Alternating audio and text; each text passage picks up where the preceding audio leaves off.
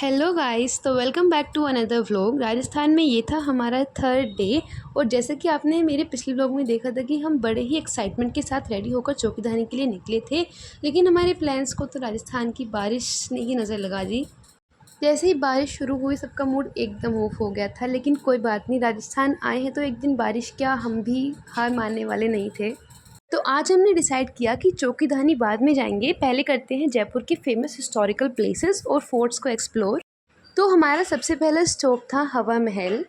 जैसे ही हम हवा महल के पास पहुँचे, सबसे पहले तो इसका ब्यूटीफुल आर्किटेक्चर देखकर हम बस देखते ही रह गए। हवा महल जयपुर की सबसे फेमस हिस्टोरिकल बिल्डिंग्स में से एक है। इसे महाराजा सवाई प्रताप सिंह ने 1799 में बनवाया था।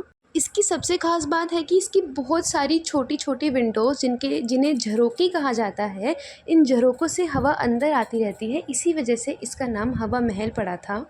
और एक इंटरेस्टिंग बात ये भी है कि पुराने टाइम में रॉयल वुमेन इन झरोकों के पीछे से बाहर के सेलिब्रेशन और डेली लाइफ देख सकती थी, बिना खुद सबके सामने आए।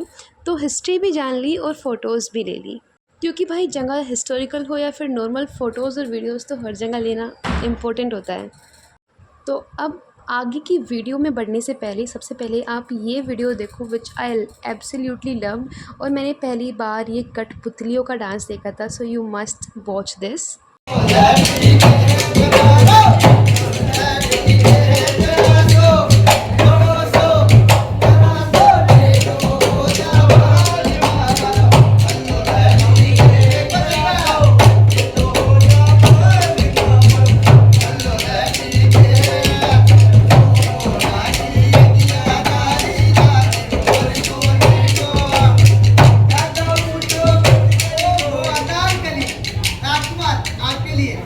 लंदन वाला ठुमका डाल के लेगा राजस्थानी मेली डाल अकेले क्या बढ़िया बोले हाय हाय हाय नजरिया बोले हाय हाय सरकार का दे बताओ का दे सबका का साथ ताली बजा दो ताली बजाओ क्या बात हो साथ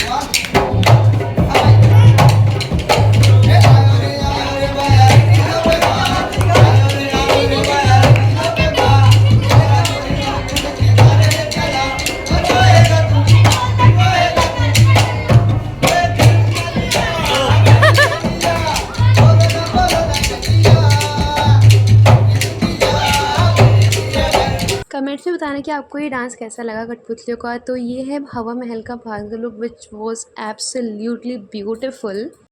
और फिर उसके बाद हमने थोड़ा सा हवा महल की मार्केट को भी एक्सप्लोर किया।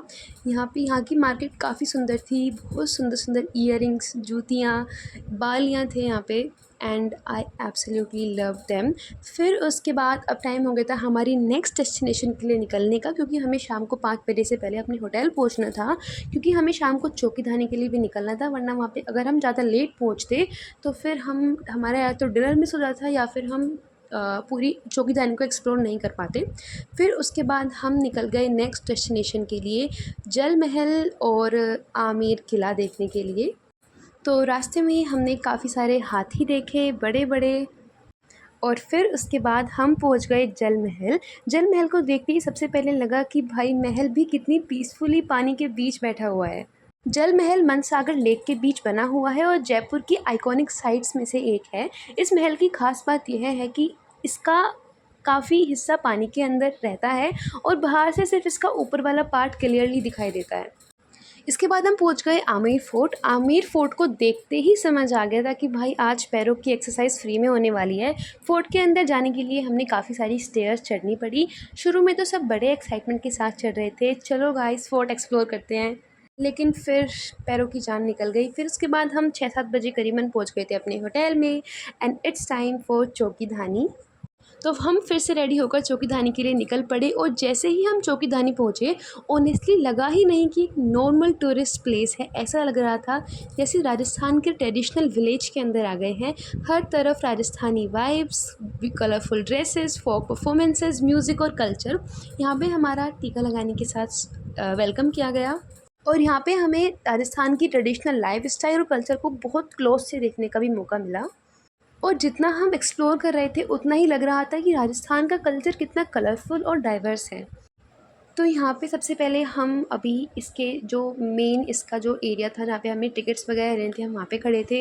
यहाँ पे ये मैम थी एक, और वो पापा को समझा रही थी कि क्या क्या टिकट्स हैं, अलग अलग प्राइस के टिकट्स हैं, क्या क्या इसमें डिनर का रहेगा, क्या क्या रहेगा। सो यहाँ पे मैं कुछ अपनी रील्स बनवा रही थी अपनी कज़न से, और फिर हम फाइनली पापा ने टिकट्स लिए हम 12 लोगों के, और फिर हम पहुँच गए चौकीधानी के अंदर, जहाँ सबसे पहले पहुँचते ही हमें कुछ दो, एक विमेन और एक मैन दिखे राजस्थानी ड्रेसेस में। फिर हमने पानी पिया और फिर यहाँ पे फ्री में जलजीरा पिया। इट वाज़ वेरी टेस्टी, ठंडा ठंडा पी के एकदम मज़ा आ गया। स्पेशली वहाँ इतनी गर्मी थी, इतनी गर्मी थी कि वी वर फेड अप, मतलब हम इतने थक गए थे। फिर हमने थोड़ी सी एनर्जी ली और आगे बढ़े, और यहाँ पे काफ़ी सारे गेम्स थे जो हम खेल सकते थे। 10-10, 20-20 रुपीज़ का यहाँ पे टिकट था। फिर हम पहुँचे यहाँ पे डांस सीखने के लिए राजस्थानी। यहाँ पे ये लेडी अपने सर पे मटका रख के डांस कर रही थी, and it was so fascinating to see them all.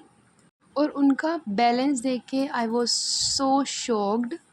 और फिर यहाँ पे हमने ये कुछ फ़िल्म टाइप था, ये इसके अंदर राजस्थान का कल्चर की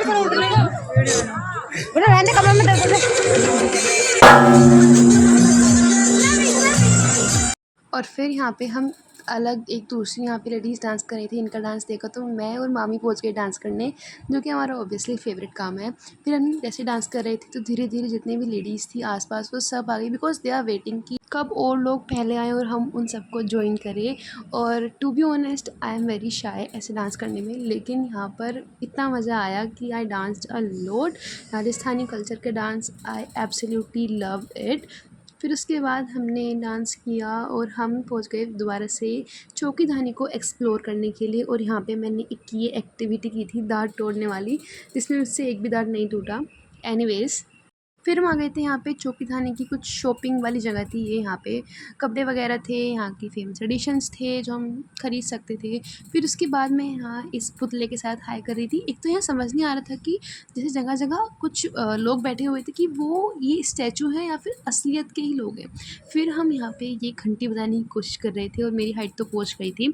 फिर उसके बाद हम आगे बढ़े और फिर हम पहुँच गए थे यहाँ पे एक, मतलब पूरा गाँव बनाया हुआ था इन्होंने, जो राजस्थान का एक मतलब रियलिस्टिक विलेज होता है ना, उस टाइप का यहाँ पे सब कुछ था। यहाँ पे स्पीकर्स लगे हुए थे जिसमें से अलग अलग एनिमल्स की आवाज़ आ रही थी। आगे बढ़ते बढ़ते हमें यहाँ पे कुछ औरतें दिखी जो अपना ट्रेडिशनल सॉन्ग गा रही थी। फिर मैंने यहाँ पे चक्की भी चलाई थी, and it was my first experience. So यहाँ पे इन्होंने इसके अंदर पहले जो गेहूँ होता है वो डाला था और फिर यहाँ से आटा निकलना था। फिर हमने यहाँ पे की थी कैमल राइड। कैमल राइड में भी हमें बहुत मज़ा आया था।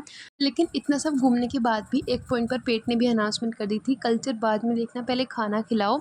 और फिर हम पहुँच गए राजस्थानी थाली खाने। और गाइस, थाली देखकर ही समझ आ गया था कि आज डाइट नाम की कोई चीज़ नहीं होने वाली है। So I was eating Rajasthani food for the first time, और मैंने दाल बाटी चूरमा पहले कभी ट्राई नहीं किया था। So I was also very excited for that. एक ही थाली में इतनी सारी डिशेस थी कि समझ ही नहीं आ रहा था कि पहले क्या खाएं और बाद में क्या खाएं।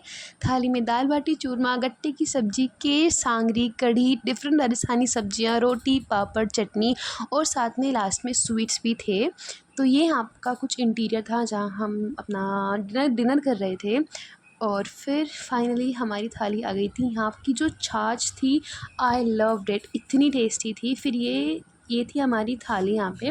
इसमें सबसे पहले बाजरे की खिचड़ी भी थी जिसमें बूरा डाल के खाते हैं, लेकिन मुझे बूरा नहीं पसंद है तो मैंने वो निकाल दी थी। एंड देन आई टेस्टेड बाजरे की खिचड़ी and it was very tasty.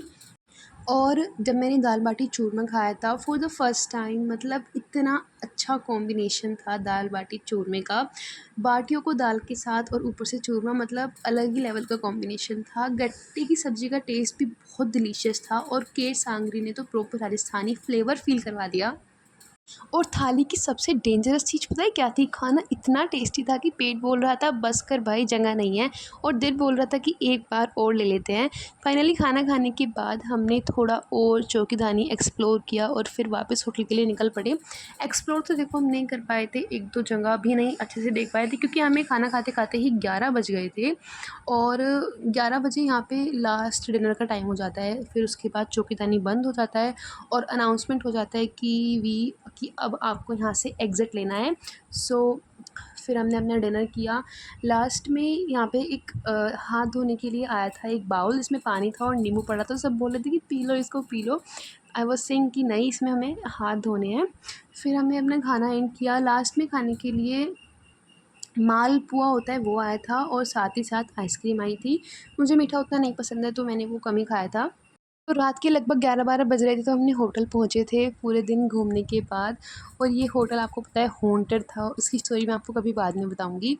So yes, this was the last video of Rajasthan trip. फिर हम घूम फिर के अपने घर के लिए निकल गए थे और रास्ते में हम रुके थे कुछ चाय पानी पीने के लिए, क्योंकि आज मेरा फ़ास्ट था, मेरा क्या सबका ही फ़ास्ट था क्योंकि आज मंडे था। तो यहाँ पे जैसे ही हम रुके तो हमारी गाड़ी ख़राब हो गई। गाड़ी की बैटरी डाउन हो गई थी, तो वो तो अच्छा है कि पास में ही टाटा मोटर्स का जो था एक शोरूम था, तो हमने वहाँ से ठीक करा लिया था। तब तक मैं फ़िट चेक दे रही थी, मुझे नहीं पता मुझे फ़िट चेक देना इतना पसंद है। और बस फिर हम घूमते फिरते घर पहुँच गए थे। सो ये तो ट्रिप थी, इट वाज़ वेरी फ़ैसिनेटिंग, काफ़ी हमें मज़ा आया। And yes, that's it for this vlog. Subscribe for more. Bye. और बाकी शॉर्ट व्लॉग्स, मिनी व्लॉग्स में डालूँगी। बाय।